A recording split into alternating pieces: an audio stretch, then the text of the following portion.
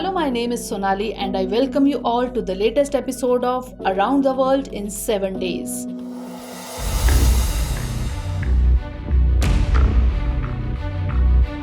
What do you think when you look at the governance and power structure in countries like China and Russia? Perhaps you must be feeling that there is no democracy in these countries and elections are just a show off.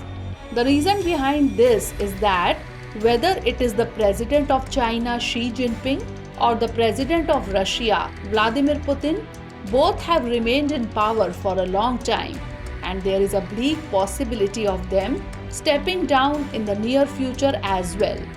But there is another country where the president has been in power for almost 2 decades and the path for this to continue for the next 5 years has been cleared again. We are talking about Turkey, where President Recep Tayyip Erdogan has defeated his rival Kamal Kalchdarlu in the presidential election. He has managed to become the president for the third consecutive time. According to media reports, Erdogan got 52.1% while Kalchdarlu got 47.9% votes. After the skyrocketing inflation in Turkey and the devastating earthquake this year, this election was considered very difficult for Erdogan. The opposition parties were convinced that Erdogan would not be able to bear the weight of such challenges and that his defeat was certain. But the opposition parties had to face defeat. The big question is that how did Erdogan, who was facing so many challenges, got success in this election? Then why is this victory significant for Erdogan? Also, we will understand this from India's perspective because Prime Minister Modi has warmly welcomed this victory of Erdogan. We will come to all the aspects, but first of all, let's have a look at the geographical location of Turkey. Looking at the map, Turkey has a presence in almost all conflict zones in Central Asia, the Middle East, North Africa, and the Eastern Mediterranean region. Turkey's presence in the middle of a vast area extended from the Balkans to the Caucasus and the Mediterranean to the Black Sea has made Turkey especially important from a strategic point of view. It is bordered by the Black Sea to the north, Georgia, Armenia, and Azerbaijan to the northeast, Iran to the east, Iraq to the southeast, Syria and the Mediterranean Sea to the south. To the west, it is bounded by the Aegean Sea and to the northwest by Greece and Bulgaria. Due to the Black Sea, Turkey is considered an important country strategically. Turkey is also called a transcontinental country because it has its presence in both the continents of Asia and Europe. Recep Tayyip Erdogan emerged from a very modest background as a leader of great stature in Turkish politics. It is said that after Kemal Atatürk in modern Turkey, if any leader has shaped the country, then it is Erdogan.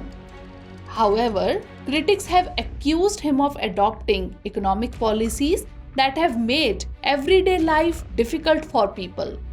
The opposition has also accused him of mismanaging the economy.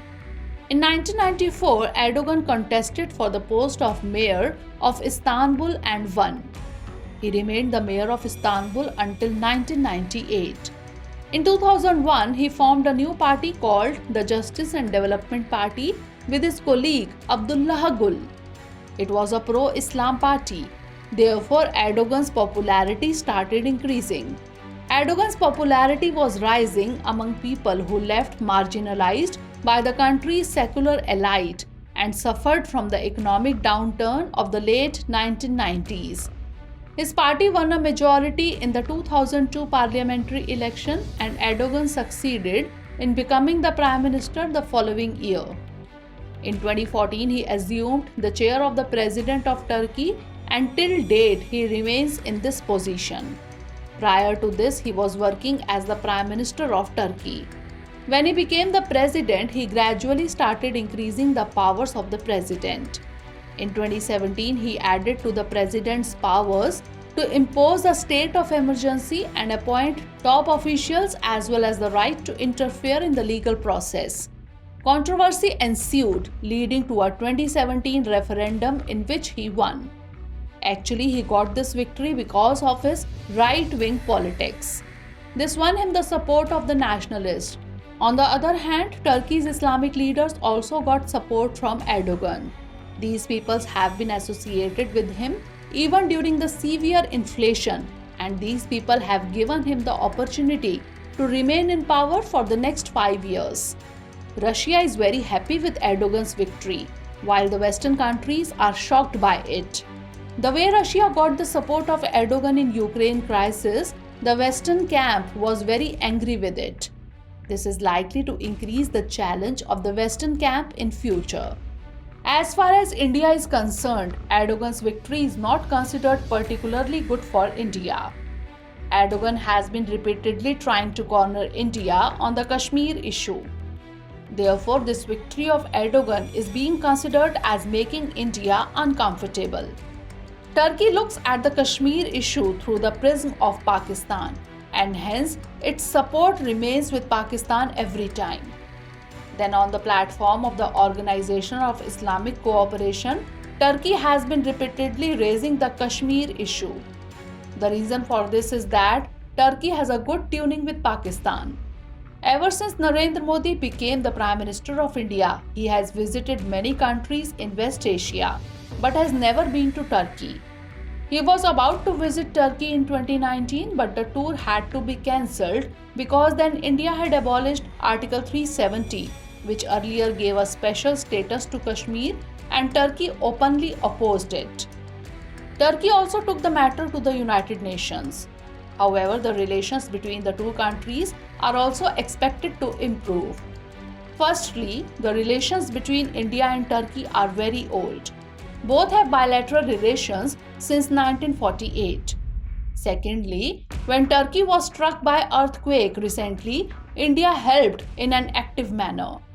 India carried out Operation Dost for relief work. The third thing is that now there is a possibility of change in the world order. The credibility of America seems to be weakening, and there is a possibility of a new system in the future. China and Russia are seen in the lead roles in this.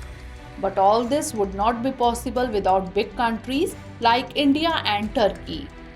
Turkey and India can come together for a better share in the new system, as both the countries are big powers in their respective regions.